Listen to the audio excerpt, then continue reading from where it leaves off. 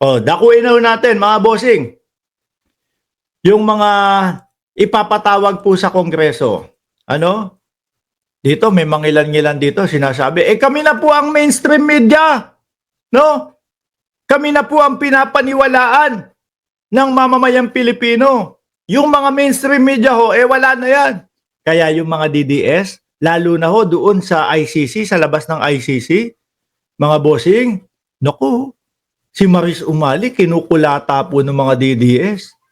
Habang sila, nakakulong, parang doon sa may fence na hanggang doon lang sila pwede, si Maris Umali, malayang nakakagalaw doon sa harapan nila. Binibidyo, kala mo nasa Manila lang si Maris Umali. Nakagana, no? Tapos sinisigawan ng mga DDS, bias ka, pati si Gretchen ho. Hawak lang ni Maris Umali yung kanyang cellphone. Nakagana lang, ho. Wala lang, trabaho lang sa kanya no? Pero nagmumukhahong nagbibideo ng mga nung mga hayop sa loob ng sa loob ng Manila Zoo. Uy, orangutan, ang ganda nito video ko. Ganun lang. Samantalang sila sigaw ng sigaw. Uulitin ko, no? Panawagan ko doon sa mga kapwa natin mga vloggers. Tayo ho biglang nagsisulputan lang ho dito. Mga kababayan, hindi po natin pwedeng agawin yung posisyon ng mga legit at totoong mga nagbabalita, no? Tayo, mga kababayan, pagkatapos ng balita, saka tayo magreaksyon. Huwag tayong maggaling-galingan na tayo ay tagapagbalita. Walang ganun, no? Walang ganun. Karamihan sa atin, wala naman tinapos pagdating sa pagbabalita. Nakakahiya kapag ka nakikipag-agawan kayo dyan. Biruin mo, paano mo naman masasabi na bias si Maris Umali? Samantalang, inire-report lang ho nila mga bossing yung kung ano ang kalagayan ng dating Pangulo para malaman ng mga supporter ng dating Pangulo sa Pilipinas. Sabi ni Janelle Van der Hearst, sino dyan si Mr. Real Talker? Ewan ko dun. Sino ba yung si Mr. Real Talker?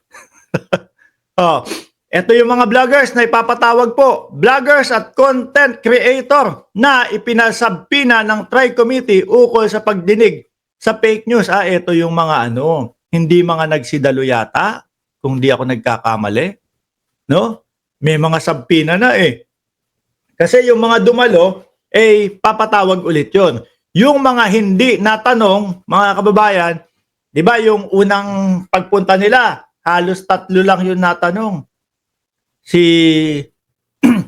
Yung vlogger na nagsabi na, opo, tanga po ako. Yun, natanong yun.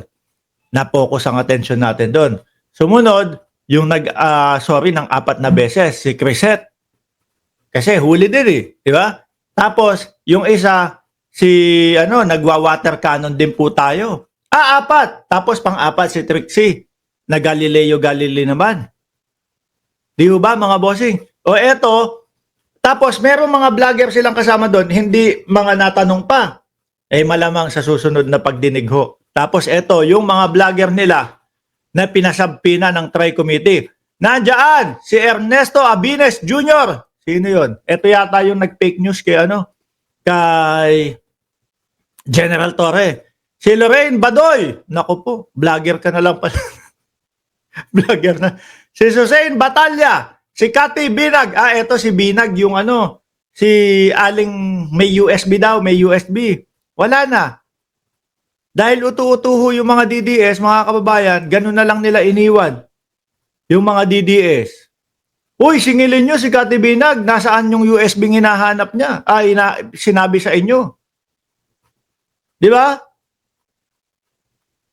Sabihin nyo, DDS ako, Cathy Binag, nasa na yung sinasabi nating USB? Wala pa din, no? Si Jeffrey Celis, wala na din. Sabi nung iba, wala na daw sa bansa. Umis ka po na din ba to? Yung totoo, umis ka po na si Celis? Hindi ko alam, no? Basta ang alam ko si Celis, dating NPA, mga kababayan, na hanggang ngayon po, ang galawan, NPA pa din po. Si Glenn Chong, si Glenn Chong, medyo tahimik na, Simula po nung yung may mga disbar ng kakaharapin. Biruin mo naman, magbanta Sa unang ginang, sasampalin kaliwat kanan. Oh, tahimik siya. Si Claire Eden Contreras, ay wala ho ito, mga bossing. Wala ho yan. Hindi ho uuwi yan.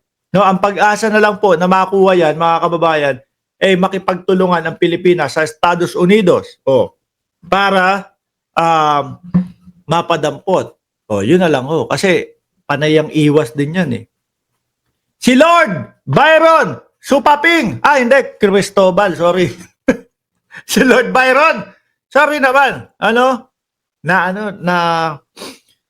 masyado kong kasi umaga ho dito mga kababayan, kaya yung utak ko sopas ng sopas o supaping, no? Sopas ho ng sopas. Gutom na din kasi ako, mag-aalmusal pa lang ako.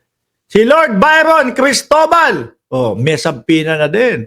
At may ilang mga kaso to. Si Jeffrey Cruz, hindi ko kilala. Si Alex Destor na nagtatago sa pangalang ano pangalan nito? Tio Moreno. Oo, kala ko Tio Paeng. Oh, si Pebbles Duque. Kala ko yung si Pebbles na nagbalik loob hindi pala. Claro Ganak, hindi ko kilala yan. Si Julius, si Edwin Hamora, si Elmer Hugalbot. Si Elmer Hugalbot. Sino yun? Kilala niyo yung si Elmer Hugalbot? Si Julius Melanosi Maui, si Joe Smith Medina, si Alben Montero, si Jonathan Morales, yung kaisa-isang nagpupunta ng ng EDSA, nag-iisa na lang siya. Cyrus Preglo, Darwin Salceda, Sas Rogando Sasot, si Sas, no? Maricar Serrano, Kester Jantan, Bibian, pati yung dating artista na si Bibian Velez, may sabpina din. Aabangan ko to.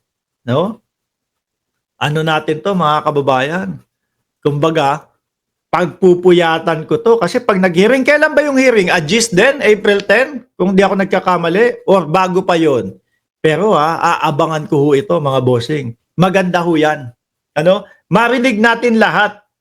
At ito naman pong mga pagpapatawag sa kanila ulit, para po labanan ang fake news. No? Hindi naman po, tara, ipapatawag namin kayo para i-contempt namin kayo. Hindi naman ho ganun eh.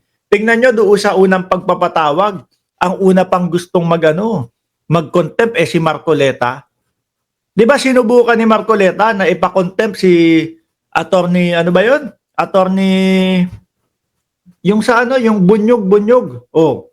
Gusto niya ipa-contempt pero wala. Sabi nung mga kapwa niya kongresista, hindi ka naman miyembro dito, bakit magpapa-contempt ka? Bukas na yung hearing ng TRICOM. Ay nako, mamaya, mga kababayan. Magla-live tayo ng alas 8 ng umaga, tapos po, manood tayo ng hearing na to. Maganda ito, no? Kung gusto nyo, tayo na ang mag-live dito nito, nung hearing, mga bossing, para sabay-sabay tayong magtawanan. Di ba?